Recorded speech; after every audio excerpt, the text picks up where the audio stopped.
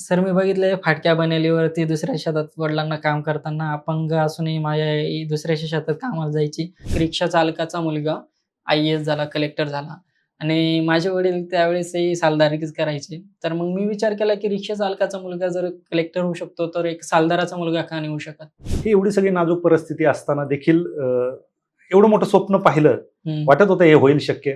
उघड्या डोळ्यांनी स्वप्न पहा आणि Exactly. असे स्वप्न पहा जे रात्री झोपवून नाही देणार तुम्हाला. माझी आई अपंग असताना सुद्धा दुसऱ्या शेतात कामाला जायची. आई वडील वयस्कर आहे आणि शेतात ते काम करतायत. मी घरात बसून UPSCचा अभ्यास करतोय.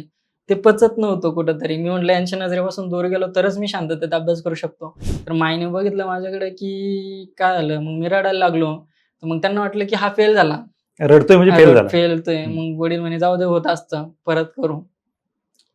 म्हणजे कोणी सगळ्या लोकांनी सांगितलं आणि स्वतःच्या बापाने सांगितलं. हे खूप मोठं जमीन-आसमानाचा फरक आहे. जेव्हा स्वतःचा बाप खांद्यावर वरती हात ठेवतो आणि सांगतो, की काही होत नाही, परत करू. ती खूप मोठी प्रेरणा होती. पण ह्यावेळेस सिच्युएशन उलट होती. मी पास झालो होतो. माझे वडील सालदार होते. दुसऱ्यांच्या शेतीत कामाला जायचे.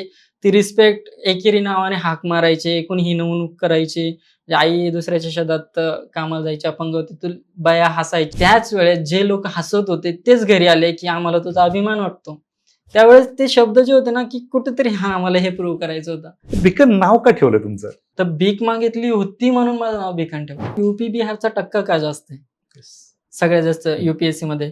कारण की त्यांचा पॅटर्न, UPSCचा पॅटर्न आणि UP बिहारचा पॅटर्न सेम आहे. माझी इंग्लिश एकदम खराब होती. मी नेचरला नटोरे आणि फ्युचरला फुटुरे म्हणायचो. 21ची प्रिलिम्स फेल, 22ची प्रिलिम्स फेल, 23ला मी खूप सारा अभ्यास केला. याच्याकडून गायडन्स घे, त्याच्याकडून घे, सगळा अभ्यास केला. CSAT मी फोकसच नाही दिला. ना मला हिंदी बोलता येत होती, ना इंग्लिश. म्हणजे एकदम घाबरून गेलो. अक्षरशः मी रडून दिलं त्यावेळेस. तर ते समोरचे व्यक्ती बोलले, की तू जर असं रडणार असेल तर तुला आम्ही गव्हर्नमेंटमध्ये का घेऊ? सगळ्यात मोठं मोटिवेशन आई-वडील.